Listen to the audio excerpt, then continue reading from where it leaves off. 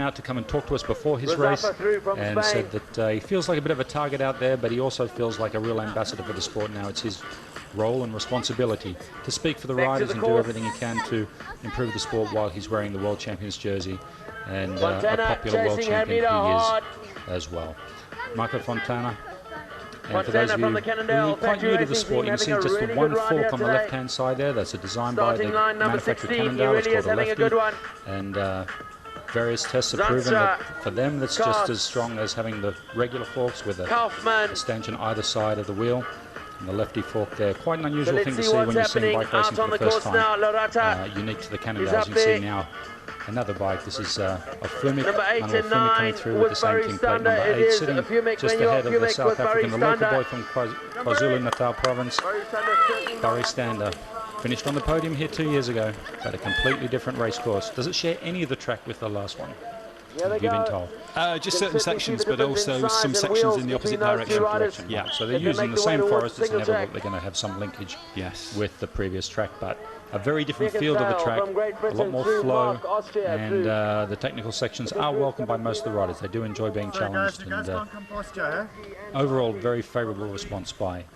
That's the downhill course. We can see the people walking on there, some riders and fans walking down the downhill course. And this is the point where the two tracks do meet. We had the four cross last night, cross country day today, and downhill tomorrow. I have to say the work that the course guys have done since the mud and the rain from last weekend is pretty amazing. They had to scrape the surface for the whole of the 5.5k lap. What were they scraping the surface with shovels? Pretty much by hand, yeah, by hand with shovels. They had huge work groups out there taking it all away. And the ruts were so deep, they were setting, and you can see by the surface when this stuff sets, it's like concrete, and the ruts were just yes, 10 tram lines that would have been taken 10-15 centimetres deep. They just have to scrape it all away. Leaders shadowing each other there. That's Absalon and Schurter riding together. It's like winter never happened. We got the two form riders of 2010 sitting together, plate 1 and 2. And yes, it was really diabolical conditions here last week. In fact, the downhill got cancelled after the qualifier, and I've never seen a downhill get cancelled because of rain. It's usually lightning or hailstones or some other problem, but rain stopped play in the outdoor sport of mountain biking last week, so it gives you some idea of just how treacherous it was. And the cross country was held the day before, but in equally difficult conditions, but it just became way too much for the organisers of the national, and they had to cancel the event and take it on qualifying. So that's Jaroslav Kulhavi in the red, white and black of the Specialised Racing team going through in third place. And we'll look back now to see the world champion in the rainbow colours. There he is, Jose Hamida, riding for the Merida Multivan team. And he's looked comfortable in the top 5 all day, bridging gaps, losing a bit of time, but just not quite able to get up to the lead. No, I think that's what we were talking about earlier in the day, about the next 3 or 4 weeks is going to be important for some of these guys to go to the next rounds in Europe with a little bit better form, and I think you'd see Hamida riding at the front, I'm sure, with Schurter and Absalon in Offenburg and Dalby. And some of these guys have been out in Africa for a long time now, more than a month, doing the Cape Epic and pre-season training, and now doing the World Cup. It's been in the national, so a lot of them have been out for a long time, and they'll be looking forward to getting back to their home tracks, their home road training, and getting into the rhythm of European spring or a North American spring, and regrouping for round 2. There's Manuel Fumik going through there with Barry Standard leading him through this time at 1 hour and 11. And it looks like Todd Wells that was going through there in the red and white. So it's starting to get a bit spread out now. I'm just trying to have a look through the results after lap number 4 to see if, well, I don't see Christoph Sauser. Maybe he's let's see. What, Todd Wells hasn't come through actually, so that wasn't Todd Wells. Todd Wells has not come through, so he's had some sort of issue. That's big news. Todd Wells, who was right up there in the top 10. Yes, so he's the next rider away, and they've had 80 riders through it and no Todd Wells. Well, that's bad luck for the American. He was doing extremely well. And I'm trying to see, I can't see Sauser's number plate in the first 50. I could be wrong. Let's have a look there. 120. Yeah, there he is. He's in 17th place, Christoph Sauser. So again, up towards Amphitheatre, we see that Julian Absalon is leading, as he has every lap up through this section. Having a little look back there, he's putting in a bit of effort to see if he can shake Schurter. Schurter takes a sip from his bottle. They take the same line over the wooden ramp and down towards the descent in the Amphitheatre. And you see the back of the Orbea kicking up there. The Orbea Alma that he's riding, plate number 2.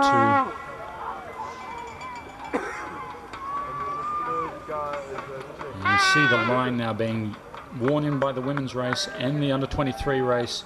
Very, very hard pack. Almost completely smooth in some places. Being polished by the riders, hard packed by the riders.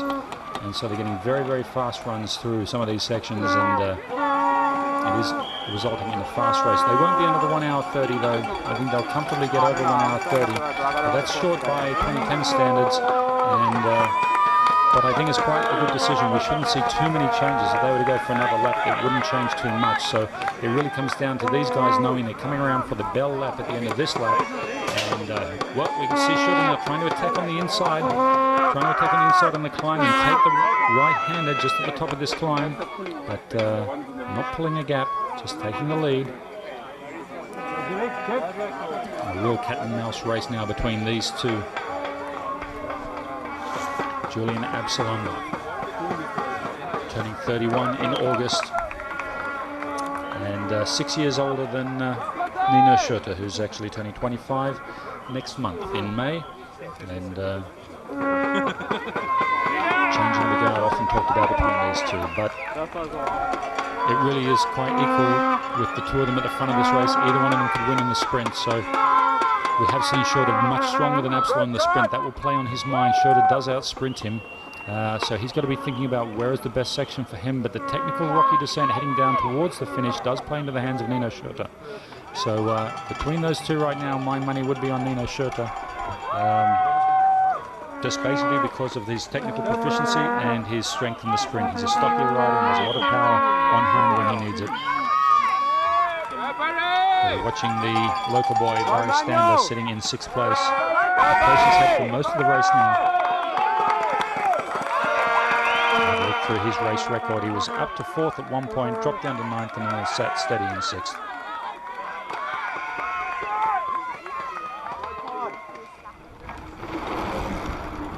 Both the leaders there, just off the bars a little bit and just relaxing, taking their water bottles. They know they're coming around to pick up some new fluids in the tech zone, and just trying to have a look now. Nino Schurter has won 2 World Cups. Both of them were last year, round 1 and round 5, compared to Julian Absalon, who's had 22 wins. Today is the 23rd of April, and if he wins today, it will be his 23rd victory. So we'll wait and see if he managed to increase his lead as the all-time winner of cross-country World Cups.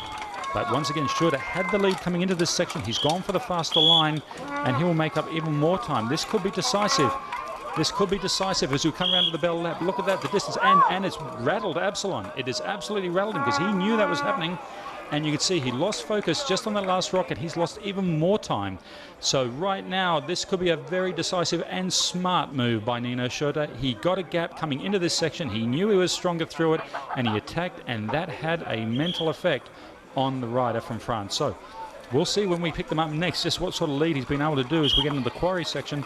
But we watch Jaroslav Kulhavy come through here now.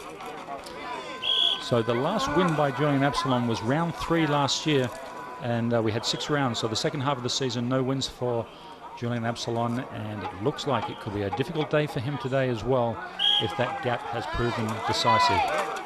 Jose Hamida looking quite smooth there. Switches the bike around nicely to the left. Perfect line. Very easy in the latter half of the race if you get very, very tired to hang on to the bike. As we switch now to a slow-mo, and you'll see as Nino Schurter, watch that perfect line. Perfect position off the back of the seat there. Switches around. Well, he runs a little bit wide there, and the other guys are switching across to come onto the inside, our left-hand side, which is what Absalon does here. And you watch him get caught up. Is it the rear wheel? It's the front wheel gets into a little V there, and it just rattles him. Foot comes out straight away, almost predicting that that was going to happen to himself. And he eases back onto the bike and continues on. So Barry Standard now tackling that ride. That does look to me like the faster line there on the right-hand side, but we did see a lot of women come undone in that section as we now back over to the quarry. Back over to the quarry, you can see the spectator bridge above, which gives the riders, gives the fans a good chance to get and see all the different sections. 3 different lines through this part of the course, and now we pick up our leader, Nino Schurter. What's the gap? Well, it's already up to 7 seconds the gap now that I make. So he's got a decisive little break there. Now the challenge is for Absalon to try and bridge that. That means he's got to work harder on the penultimate lap. He's got to put out more energy to bridge that gap if he wants to have anything to say in the last lap of this race. And, well, the body language at the end of the quarry there looked defeated, but he's out and attacking.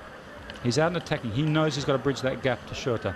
7 seconds it was by my reckoning, and you can probably watch it now with the clock on the screen. Let's see if we can pick them up, find a fixed point that you can watch, but it's 7 seconds. If it gets out to 10 seconds, that's pretty tough. All right, we just saw him go through there at 19 seconds at the tree. And let's see, 26 seconds means 7's gone past, 8, 9, a gap of 10 seconds, 10 to 11 seconds now between first and second place. So it was a decisive move as we come down into the bell lap for the final time, second final time under the bridge, but getting the bell lap for the final lap. Nino Schurter's got to realise now that that was a very important break, a smart move coming around to the start finish. But he can see now that Julian Absalon, or we can see, he hasn't looked back yet, but we can see the gap is probably a lot, looks a lot less on this straight with the foreshortening of the camera angle. But we'll see if he's managed to pull back any of those 10 seconds that he had in the forest. Looks like he has a bit. He did attack a little bit. Well, it's only a second. It's only a second. 9 seconds difference between these two premier riders in the World Cup racing circuit of mountain biking, the Olympic cross country. These are the top guys in the world as they head on to the last time for this very steep climb. It almost goes straight up into the heavens from the feed zone. Very, very difficult climb, and they've only got to do this one more time, and then it's all done. This is their final time up that climb. They'll turn to the right, sweep across the forest, and then go down the rock garden. As we wait now for third place, Jaroslav Kulhavy. That's been a very decisive break for these two as we see the clock now tick over for Kulhavy, 40 seconds down on the lead.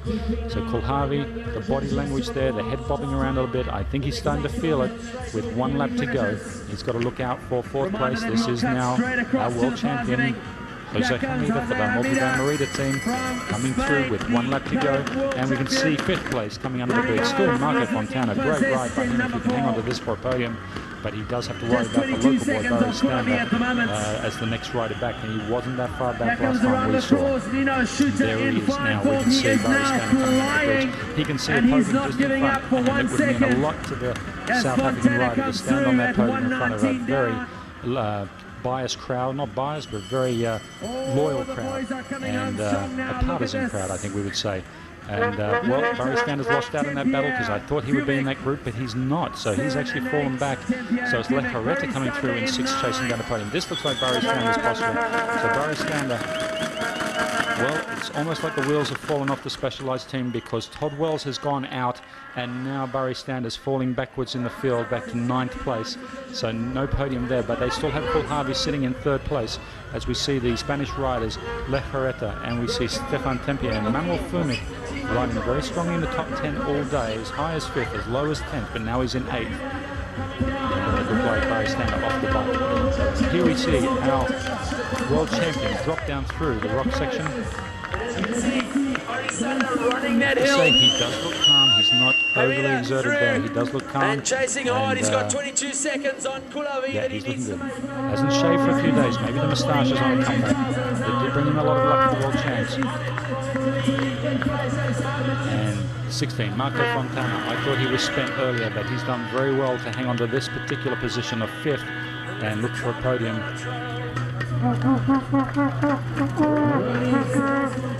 So could it be that Nino Schurter goes to get his 3rd World Cup victory, putting him on the same level as the legend Henrik Jonas, who used to ride with Thomas Frischneck on the Richard team, of course, Thomas Frischneck, the manager of the Swiss Power team, Scott Swiss Power team.